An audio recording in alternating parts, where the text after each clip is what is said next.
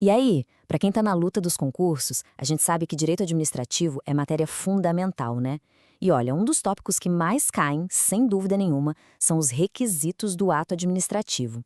Só que o lance não é só decorar. O mais importante é pegar a lógica por trás de como o Estado age. Bora montar junto esse quebra-cabeça de um jeito que fica na mente pra valer. Vamos começar com a pergunta de R$ 1 milhão. Como é que o Estado, essa coisa gigantesca e complexa, de fato age no nosso dia a dia? Pensa bem, como ele constrói uma escola, aplica uma multa ou dá uma licença para alguém? Tudo isso, mas tudo mesmo, acontece por meio de uma única ferramenta jurídica. E essa ferramenta é o ato administrativo. É com ele que o Estado fala e faz as coisas acontecerem. É uma vontade que vem de um lado só, ou seja, só da administração, por isso unilateral, e que tem o poder de criar, mudar ou acabar com direitos. Mas sempre, sempre com um objetivo maior em vista, o tal do interesse público. Só que, ó, não é bagunça. Não é só sair fazendo um ato de qualquer jeito. Para ele valer de verdade, para ele ser legal, a lei exige que ele seja construído em cima de uma base muito firme. É como uma casa. Se a fundação for fraca, a casa inteira desaba. Com o ato administrativo é a mesma coisa. E essa fundação é formada por 5 requisitos. Exatamente 5, nem mais nem menos. Dá para pensar neles como se fossem os 5 pilares que seguram o ato. E aqui vai a dica de ouro para quem estuda para concurso. O segredo não é só saber os nomes, é entender o papel de cada um deles para garantir aquele ponto na prova. E aqui estão os nossos 5 pilares: competência, finalidade, forma, motivo e objeto. Muita gente usa um macete para lembrar, aquele mnemônico famoso, COF-FOMO. Cada um desses é um pedaço essencial da estrutura.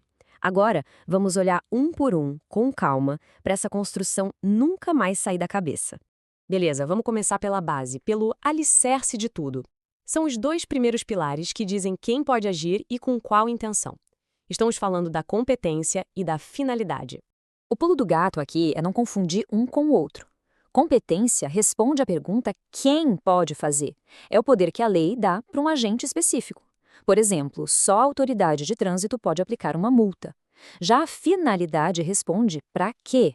E a resposta é sempre uma: o interesse público. A finalidade da multa é educar, garantir a segurança e não simplesmente arrecadar. Se um agente que tem a competência age com a finalidade errada, ele comete o famoso desvio de finalidade, e aí o ato já nasce inválido. Certo, com a base pronta, a gente sobe as paredes da nossa construção. Agora vem os pilares que dão corpo e justificativa para o ato, a forma e o motivo. Eles cuidam do como fazer e do porquê fazer. Aqui a gente separa o como do porquê. A forma é o como, é o procedimento, o ritual que a lei manda seguir. Por exemplo, a lei pode dizer que a demissão de um servidor tem que ser por uma portaria publicada no Diário Oficial. Isso é a forma. Já o motivo é o porquê, é a situação real que deu origem a tudo. No mesmo exemplo, o motivo seria a falta grave que o servidor cometeu. E claro, esse motivo tem que ser verdadeiro e previsto em lei. E, finalmente, a gente chega no topo da nossa estrutura, no telhado. O último pilar, que é o resultado prático, a consequência direta do ato, o objeto.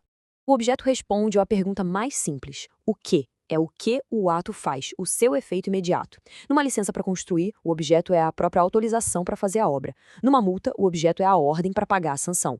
E atenção aqui para não confundir com a finalidade, hein? O objeto da multa é a punição em si. A finalidade, lá atrás, era a segurança no trânsito.